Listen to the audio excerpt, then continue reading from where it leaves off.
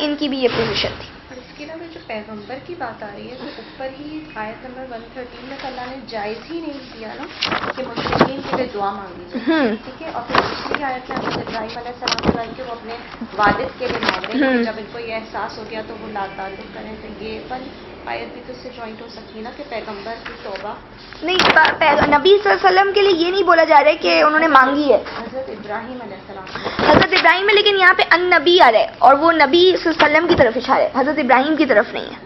خاص طور پر جو اشارہ ہے یہاں پہ وہ نبی صلی اللہ علیہ وسلم کی طرف آ رہا ہے. اور 113 یہ دیکھیں 113 میں بھی ما کان لن نبی آیا ہے, تو ان نبی آیا ہے, پراپر ناؤن ہے. اور یہاں پہ بھی آپ دیکھیں 117 میں پھر دوبارہ وہی نبی صلی اللہ علیہ وسلم کی طرف اشارہ ہے. تو کہتے ہیں کہ یہاں تک کہ اچھا اب کیا ہوا, ان کو یہ یقین ہو گیا تھا یا انہوں نے گمان کر لیا تھا کہ اللہ کے علاوہ, یقین تو گمان تو نہیں تھا, یقین تھا کہ اللہ کے علاوہ کوئی جائے پناہ نہیں. یعنی اب ہم ہر طرف سے تو ہمیں لگ رہا ہے ہم ذلیل ہو گئے, چاہے ہمیں کوئی دیکھتا کسی اور وجہ سے ہم سمجھتے یہ کہ ہم لوگوں نے جو گناہ کیا لوگوں کو پتہ چل گیا. ایسا بھی ہوتا ہے نا, جو چوٹ کی داڑھی میں تنکا جو ہم کہتے ہیں. تو انہوں نے لیکن یقین کر لیا کہ بھائی اللہ کو بس منا لو, اللہ کے علاوہ کوئی جائے پناہ نہیں ہے. تو بندے کو کہاں جانا چاہیے؟ اللہ کے پاس جانا چاہیے. سب کو چھوڑ دیں, جو جتنا بول رہا ہے یا نہیں بھی بول رہا ہے, ہمیں کسی سے رونے کی ضرورت نہیں, کسی کو بتانے کی ضرورت نہیں. اللہ سے ڈیلنگ کریں, اللہ سے اپنا معاملہ طے کریں. تو کیا فرماتے کہ پھر اللہ نے ان پر توبہ قبول کر لی, اور اللہ کے توبہ قبول کرنے والے, رحم فرمانے والے. آیت نمبر 119, یا ایھا الذین آمنوا, اے ایمان والو, اتقوا اللہ, اللہ سے ڈرو, وکونوا مع الصادقین, اور ہو جاؤ سچوں کے ساتھ. اب آپ دیکھیں پیچھے ساری جو آیتیں تھیں وہ ایمان والوں اور ان کی توبہ کے حوالے سے بات چل رہی, پورا رکوع اس حوالے سے تھا. اور اس سے پہلے آپ نے منافقین کے حوالے سے پڑھا کہ منافقین کس کس طرح کے, اور انہوں نے اپنے آپ کو اور زیادہ جو ہے مضبوط کرنے کے لیے عمارتیں بھی بنا دی اور مساجد بھی بنا لی تھی. صحیح ہے. اب یہاں پہ کہا ایمان والو اللہ سے ڈرو اور سچوں کا ساتھ دو, یعنی ہر قدم پہ آپ کو اور مجھے کیا دیکھنا ہے؟ سچائی دیکھنی, اور اللہ کا تقوی اختیار کرو.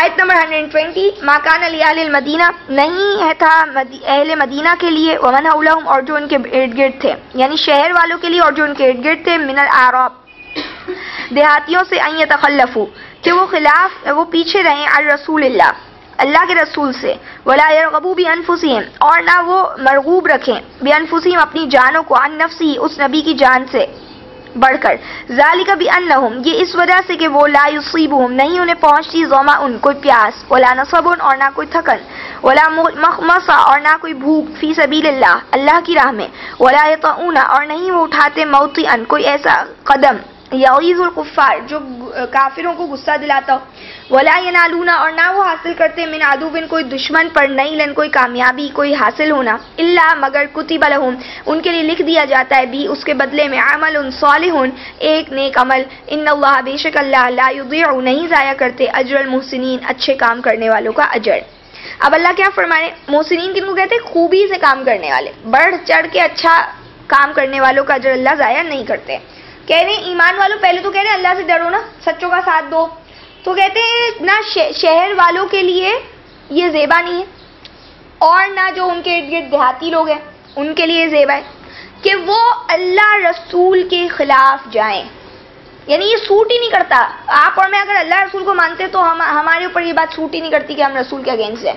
اور یہ کہ اپنے آپ سے زیادہ رسول کو اگر مرغوب نہ جانیں, ہمیں سب سے زیادہ عزیز رسول اگر نہ ہے, نہیں ہے, تو ایسا نہیں ہونا چاہیے. آپ دیکھیں یہ اللہ تعالیٰ بیان کرے بات کہ نبی کی اہمیت, آپ دیکھیں کہ ان کو وہ جو النبی اولا بالمؤمنین, نبی تو زیادہ سب سے زیادہ حق رکھتے ہیں مومنوں پر, من انفسہم, ان کی اپنی جانوں سے بھی, اپنی میری آپ کی جانوں کے اوپر جو ہم کہتے ہیں نا رسول کی ذات بڑی ہے, ہماری ذات قربان, تو وہ یہ کانسیپٹ ایک دیا جا رہا ہے. تو اصل میں وہ کیا ہے وجہ کہ وہ اللہ سے تعلق رکھتے ہیں.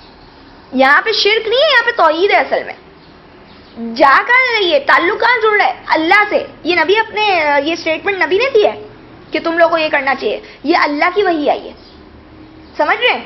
تو اللہ کہہ رہے ہیں کہ تمہارے لیے یہ جائز نہیں ہے کہ تم نبی کے خلاف جاؤ, اور نہ ہی اپنے آپ سے زیادہ رسول کی ذات کو, اپنے آپ سے زیادہ اگر تم ان کو عزیز نہیں رکھتے تو ایسا نہیں ہونا چاہیے. اور پھر کیا یہ بات جو کہی کہ ذالک بانہم, یعنی یہ اس وجہ سے کہ ان کو کوئی پیاس نہیں پہنچتی، کوئی بھوک نہیں پہنچتی اور کوئی جسمانی مشقت انہیں نہیں پہنچتی، اور وہ کوئی وادی طے نہیں کرتے مگر ان کے لیے اللہ عمل صالح لکھ دیتے. یعنی تم یہ کیسے رسول کے پیچھے ہو سکتے ہو؟ تم تو کوئی کام نہیں کرو گے مگر اللہ تمہارے لیے نیک عمل لکھیں. سمجھ رہے؟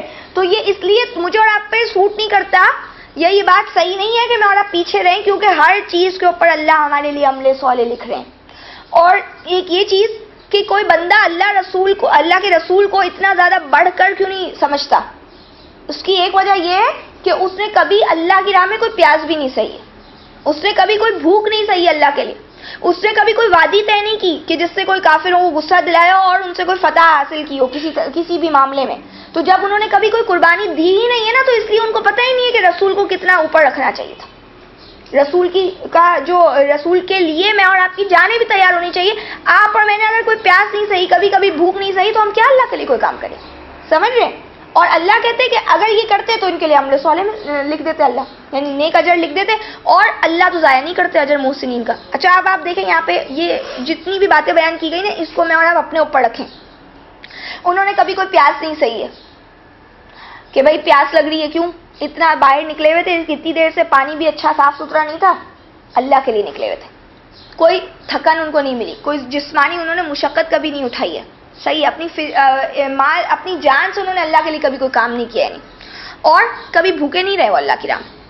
روزہ تو ہٹ کے ہے لیکن بھوکے نہیں رہے کبھی وہ اللہ کی راہ. انہوں نے کوئی وادی نہیں طے کی، ان سے چلا بھی نہیں جاتا اللہ کے لیے. اپنے کاموں کے لیے تو ہم چل لیتے ہیں لیکن اللہ کے لیے انہوں نے کبھی ایسی چیزیں کی ہی نہیں ہے کہ ان کو احساس ہو. تو اس لیے اللہ کہہ رہے ہیں کہ ان کو یہ سمجھ نہیں آ رہی، اور یہ کہ اگر جو بھی بندہ کچھ بھی کرے گا تو اس کے لیے کیا ہوگا؟ اللہ اس کا اجر ضائع نہیں کریں گے. آیت نمبر 121، وَلَا يُنْفِقُونَ نَفَقَةً، اور نہیں وہ خرچ کرتے کوئی خرچ، صغیرہ چھوٹا، ولا کبیرہ اور نہ کوئی بڑا، وَلَا يَقْطَعُونَ وَادِيًا اور نہیں وہ طے کرتے کوئی وادی، إِلَّا كُتِبَ لَهُم مگر ان کے لیے لکھ دیا جاتا ہے، لِيَجْزِيَهُمُ اللَّهُ أَحْسَنَ مَا كَانُوا يَعْمَلُونَ تاکہ اللہ ان کو بدلہ دے بہترین جو وہ عمل کر رہے ہیں. کیا کہہ رہے ہیں؟ کہ نہیں وہ کوئی خرچ کرتے چھوٹا اور نہ بڑا، نہ کوئی وہ وادی طے کریں، مگر ان کے لیے تو اللہ کیا کہہ رہے ہیں؟ لکھ دیا جاتا ہے. جو بھی بندہ کام کرتا ہے تو اللہ تو چھوٹا بڑا جیسا بھی ہو اللہ ان کے لیے لکھ دیتے ہیں، اور اس لیے لکھتے ہیں تاکہ ان کو بہترین دیا جائے جو انہوں نے عمل کیا ہے. یعنی تم جو بھی کرو گے تمہاری قدر کی جائے گی، تو تم کیوں پیچھے ہٹ رہے ہو؟ سمجھ رہے؟ نہیں، ایک آپ کو اور مجھے توجہ دلائی جا رہی ہے اس بات کی طرف، ابھارا جا رہا ہے کہ تم کام کرو، چاہے وہ چھوٹا کرو چاہے وہ بڑا کرو، لیکن کرنا ضرور ہے. آیت نمبر 122، وما کان المؤمنون اور نہیں ہے مومن کے لیے، مومنوں پر، لینفروا کہ وہ نکل کھڑے ہوں، کافتن سب کے سب، فلولا نفر تو کیوں ایسا نہ ہوا کہ نکلی، من کل فرقہ ہر آبادی ہر فرقے سے، منہم یعنی ہر آبادی سے ان میں سے طائفہ ایک جماعت، لیتفقہوا کہ وہ تفقہ حاصل کرتے، کہ وہ سمجھ بوجھ پیدا کرتے، فی الدین دین میں، ولینذروا اور اس لیے نکلتے، اس لیے ہوتے وہ کہ وہ خبردار کریں، قوموں اپنی قوم کو، اذا رجعوا جب وہ پلٹ کر آئیں ان کی طرف، لعلہم یحذرون تاکہ وہ بچے رہیں یعنی غلط کاموں سے. کہہ رہے ہیں کہ مومنوں کے لیے نہیں ہے کہ وہ سب کے سب نکل پڑیں. کس کے لیے؟ اللہ کے راستے میں نکلنے کی بات آ رہی ہے. پیچھے سے ساری بات یہ چل رہی تھی جنگ اور جہاد کے حوالے سے. تو کہہ رہے ہیں ایسا نہیں ہے کہ سارے ہی مومن ایک ساتھ ہی نکل آئے. یہ ایک جماعت ہوتی ہے، جو ایک جماعت ایسی کیوں نہ ہوئی جو دین میں بھی سمجھ بوجھ پیدا کرنے کے لیے رک جاتی.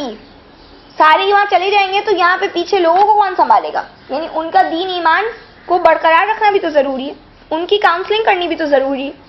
اور یہ جو بات ہے کہ وہ دین کی تفقہ پیدا کرتے ہیں، اس کا مطلب اس دور میں بھی تفقہ کا کام ہوتا تھا. تفقہ مطلب سمجھ رہے؟ جیسے ابھی میں اور آپ بیٹھے ہوئے یہاں پہ ہم تدبر کر رہے ہیں، ہم تفقہ فی الدین کر رہے ہیں، ہم آیتوں سے بات کو سمجھنا چاہ رہے ہیں اور اپنی آج کی زندگیوں سے اس کو متعلق کر کر اس میں سے وہ بات نکال رہے ہیں کہ یہ بات کیا قرآن کے مطابق ہے اور ایسا کرنا چاہیے یا ایسا ہونا چاہیے، اللہ ہمیں یہ بتا رہے. یعنی یہ تفقہ ہے فی الدین میں. دین میں کیا کریں؟ محنت کر کے سمجھ بوجھ پیدا کریں، اور اس دور میں بھی ہو رہا تھا. تو اس کا مطلب یہ ہے کہ یہ تو ضرورت ہمیشہ ہی باقی رہتی ہے، چاہے ان کی اپنی زبان تھی، ظاہر ہے ان کی تو اپنی زبان تھی نا. اگر اعراب لے لیں تو دیہاتیوں کی بھی وہی زبان تھی، تو پھر وہ لوگوں کو کیا تفقہ کی ضرورت تھی؟ یعنی یہی بات ہے کہ آپ اور میں اس کو گراؤنڈ ریالٹی پہ رکھ کر اپنی پریکٹیکل لائف سے ریلیٹ کر کے نہیں سمجھ رہے ہوتے. بعض اوقات ہمیں نہیں سمجھ میں آ رہی ہوتی، کوئی آیت آپ کو بہت اچھی سمجھ میں آئے گی، مجھے اتنی اچھی نہیں سمجھ میں آتی. کوئی مجھے بہت اچھی سمجھ میں آئے گی تو آپ کو نہیں آئے گی. تو کیا اللہ نے کہا جن لوگوں کو ماہر تھے جو اس چیز کے, یعنی جو علمی لوگ تھے, ان کو چاہیے تھا کہ وہ سارے کے سارے مومن نہ نکلا کریں, کوئی ایک جماعت رہنی چاہیے تاکہ جب وہ دوسرے جو آئیں گے نا دوبارہ, یعنی جب وہ پلٹ کر آئیں گے تو وہ ان کی طرف انذار کر سکیں. یعنی یہ کہ جیسے کہ پہلے سے انہوں نے سیکھ رہے ہیں اور ساری چیزیں کر رہے ہیں, تو اب جب وہ آئیں گے اپنی جنگ جہاد سے بھی واپس, تو کیا ہوگا کہ وہ ان تک بھی وہ بات ڈیلیور کر سکتے ہیں, وہ انذار ان تک بھی پہنچے گا, وہ خبردار ان کو بھی کریں گے. اور عام طور پر جو دوسرے بھی لوگ ہیں تو وہ کیا ہوگا کہ کچھ ایک ٹیم ہونی چاہیے, بات سمجھنے کی ایک ٹیم ہونی چاہیے. تو آج اگر ہمارے یہاں کوئی قرآن کو سمجھانے والا ہی موجود نہیں ہوتا تو یہ بڑے افسوس کی بات ہے. یہاں پہ تو جنگ میں جا رہے تب بھی اللہ کہہ رہے, اللہ کے لیے نکل رہے تب بھی اللہ کہہ رہے ہیں کہ سارے کے سارے کہاں نکل جاتے ہو. تو یہ نہیں ہے کہ سارے ویلفیئر کے کام کرنے نکل جائیں, سمجھ رہے, یہ بھی بات سمجھنے کی ہے. دین میں تفقہ نہیں ہوگا تو کوئی بھی چیز انٹرسٹ سے تو ویسے بھی نہیں کی جائے گی, پھر اس کے اندر سے ہماری وہ اسپرٹ ختم ہو جاتی, وہ روح ہی نہیں رہتی کاموں کے اندر. وہ صرف کیا ہو جاتے, ایک عادت پڑ گئی ہے کام کرنے کی تو وہ کر رہے, صرف وہ ایک طرز کا رشتہ رہ جاتا ہے. اللہ کو جان کر اور مان کر کوئی چیز نہیں ہو رہی ہوتی. تو اسلام تو مجھے اور آپ کو احسان کا سلوک بتا رہے ہیں نا, یعنی ہر چیز میں محسن بنا رہے ہیں. یہ تھوڑی ہے کہ بس کام کو انجام دے دو. احسان یعنی بڑی خوبی سے کام کرو. آپ نے جو اوپر بات پڑھی کہ خوبی سے کام کرنے والوں کو اللہ اجر ضائع نہیں کرتے. تو یہاں پہ یہ کہ لیکن اس غرض سے کہ وہ سمجھ پیدا کرے دین کی اور خبردار کریں اپنی قوم کے لوگوں کو جب وہ لوٹ کر آئیں ان کے پاس, یعنی جو نکل گئے تھے جب وہ لوٹ کر ان کے پاس آئیں گے تو وہ ان کو, تاکہ وہ بھی غلط کاموں سے, وہ خود بھی بچے رہتا ہے بندہ, اور جو آنے والے ہوتے ہیں ان کو بھی بیان کرنے میں آسانی ہوگی.